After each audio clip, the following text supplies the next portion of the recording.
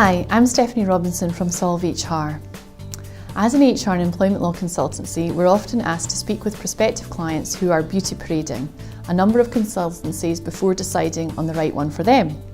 Often what happens though is much like when you love all the things on the restaurant menu or try too many beautiful fragrances in a local department store, you can't decide.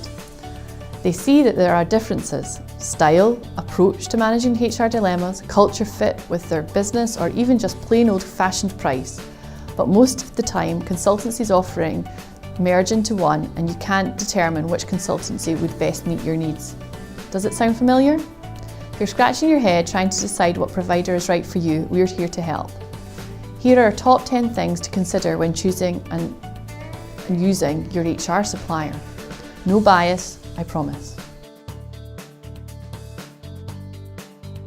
It's very commonplace in today's fast-paced marketplace that businesses can grow at a rapid rate, and often what worked for you as a startup can quickly become out of date. Therefore, when choosing your HR supplier, you need to be really clear on what your HR needs are today and what they're likely to be tomorrow, and choose a HR supplier that's flexible and skilled enough to deliver both. Do you want a call centre or IT solution that you can contact and use 24/7, or do you want a face-to-face solution? Do you want to be sent templates to complete or letters prepared for you ready for that specific situation? Do you only want the directors of a business to liaise with HR supplier, or do you have managers that require HR support also? By establishing your current and future needs, you will be more prepared for any supplier meetings, and you may even be able to select potential suppliers just by looking at websites. How many times have we gone into businesses where the owner tells us that they have the HR basics covered: contracts of employment, employee handbooks, absence management, and more? Sometimes, of course, this is all there, and more is a great foundation for advanced HR strategy and practice. But often, when we review these documents, they are best ill thought out, or at worst, out of date legally. This leaves the business and the directors exposed to risk. It pays to check who you are partnering with in advance, how long the consultancy has been in business, what the operational structure is, who will be dealing with your issues on a day-to-day basis, and what the qualifications the team have. How often will you work with the supplier to update your paperwork and ensure it complies with legislation? Do they carry out small and larger scale projects? Have they ever been to a tribunal? These and many other questions will soon tell you about the credibility of your supplier and their expertise. No business owner has time to meet with every HR supplier that's out there. However, once you have established your needs, you can quickly pick which suppliers you want to meet with. Our advice would be keeping those meeting numbers low, maximise 3 potential suppliers. Any more and your head will be swimming with choice, and you'll be left in a scenario of not knowing who to choose for the best. Now you have chosen the 3 suppliers you want to meet with and evaluated their expertise, it's time to look for what kind of business they are. What are the business directors, business development managers like? Are they aloof or down to earth? Do they appreciate your challenges and have empathy with you? Will they work with you as a business partner, or are they simply there to get the deal? How do they treat their staff? How long has their team been established? Questions like these will really focus the mind on how alike the supplier is in terms of culture fit, and will help you make a better choice. HR suppliers can vary in terms of what services they offer and how these are packaged for clients. It pays to choose a supplier who can be flexible to meet your needs. Sometimes before you sign up to a retained agreement, you may want to try before you buy and work with the preferred supplier on a small piece of work to confirm that you can work together and that you're happy with their style and approach to dealing with your HR challenges. If a supplier can't offer you this, why not?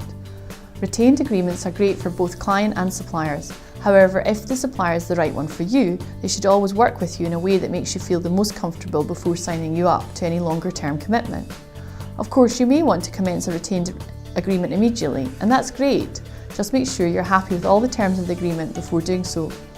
Another offering is considering an indemnity policy. These have been popularised by some larger national HR suppliers. Whilst they seem great on paper, it pays to question just how much you will be governed by the supplier when it comes to decision making, in order that the indemnity will cover any costs that arise from legal disputes with an employee. As your relationship with your HR supplier becomes more of a partnership, you may wish to use them to support other people-related processes in your business. Recruitment is a great example of this.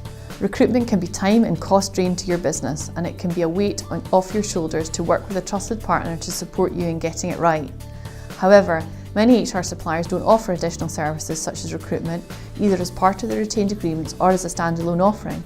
Therefore, it pays to check that your supplier offers the full spectrum of HR activities and has in-house expertise in these areas that can help you when you need. As you would with any employee, we would always recommend taking professional references before committing to a supplier.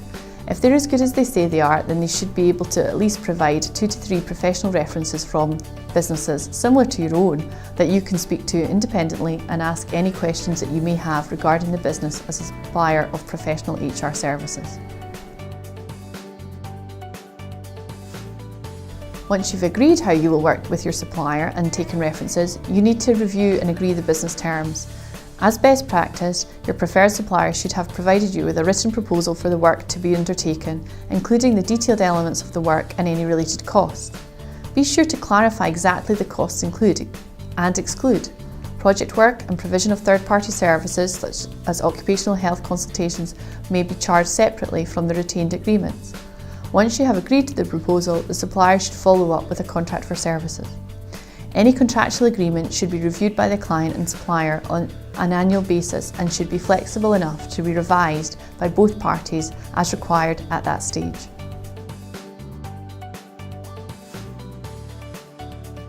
Your HR supplier should, over time, be able to demonstrate how they are positively impacting your business. Once you commence working with your supplier, it might be a good idea to sit down and discuss with them how you will together ensure a return on investment. Whether it's reduced absence or turnover rates, increased employee satisfaction and engagement, your HR supplier should be able to establish early on how the success can be measured, should you choose to do so. Finally, whilst you may not have HR issues arising daily, it pays to communicate actively with your supplier and discuss with them proactive HR strategies such as engagement, employee communication and involvement and so on. Remember, HR is not just about being reactive and firefighting, but getting the most from your people for business benefit. There will always be something to do, and for your HR supplier should support you in finding that magic dust that will take your business from good to great.